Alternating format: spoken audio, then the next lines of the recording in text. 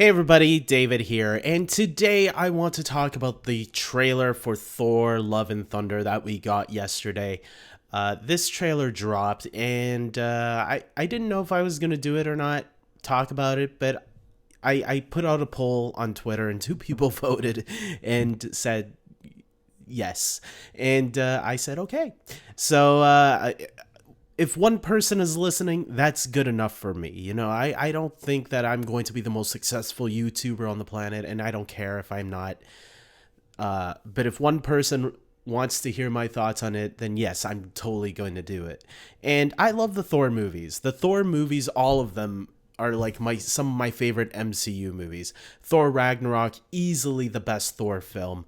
I love Thor. I think the character is my favorite MCU character. So getting to see the character come back for a fourth movie is when I first heard about it was really exciting. I'm very sure there's a video in my past that you can go and check that out. What was my first reaction to the idea of a fourth Thor film? So very looking forward to this movie, especially also the fact that Taika Waititi is coming back to return, and I have grown to really love Taika Waititi as a director and producer as well. I've watched his films, What We Do in the Shadows, which was really great. I love Jojo Rabbit. Hunt for the Wilder People is a great movie. And I've been watching the What We Do in the Shadows TV series. They put season 1 and 2 up on Disney Plus that I finally got to watch and check out, and I'm already hooked on to that show, as well as his newest show that he's producing on HBO Max, but in Canada it's on Crave TV. It's called Our Flag Means Death. That's what it means. That's what it's called. So I really enjoy both of those shows and a lot of the work Taika Waititi is doing. I think he's great as an artist, creatively, on screen and behind the scenes. So there you go. So knowing that he's coming back for a fourth Thor film is really exciting to me. Bringing back Natalie Portman, which I'll get to a little later, is really exciting. So in this trailer, we get a lot of really great shots. Some of my favorite shots are actually, there's so many I can't even list them all. But let's talk about some of the things that I guess popped into my head while watching this trailer. I really did like the scene where we got to see Thor working out, getting rid of that trucker body that he had in Thor. Not Thor, Avengers Endgame. So we saw him kind of getting rid of that look. I love that the Guardians are coming back in this movie, because some of my favorite interactions in Avengers, Infinity War, and Endgame were the scenes with the Guardians with Thor. I really loved Rocket and Thor's interactions as well. I felt like they really became good buddies. So I hope to see a little bit more Thor and Rocket and the rest of the Guardians interaction, because it was so funny in Infinity War that I was like, yes, give me more of this. And when he flew off with them at the end of Endgame, I'm like, yes, I hope we get a full movie adventure with Thor with the Guardians, because I would love it. And the trailer makes it look like, okay, we're gonna see him in a battle with the Guardians, but then it looks like they're gonna part ways. But some people have been noting that the Star-Lord toy for the Thor Love and Thunder movie has a description that the Guardians might play a bigger role, or at least Star-Lord might play a bigger role in this new Thor movie than we're letting on right now, than the trailer is letting us know. Right now, this trailer is just a teaser, so it's not giving us too much, because we didn't even get to see Gore the God Butcher, played by Christian Bale. But getting to see the Guardians again with Thor is great. I can't wait for that stuff to be shown.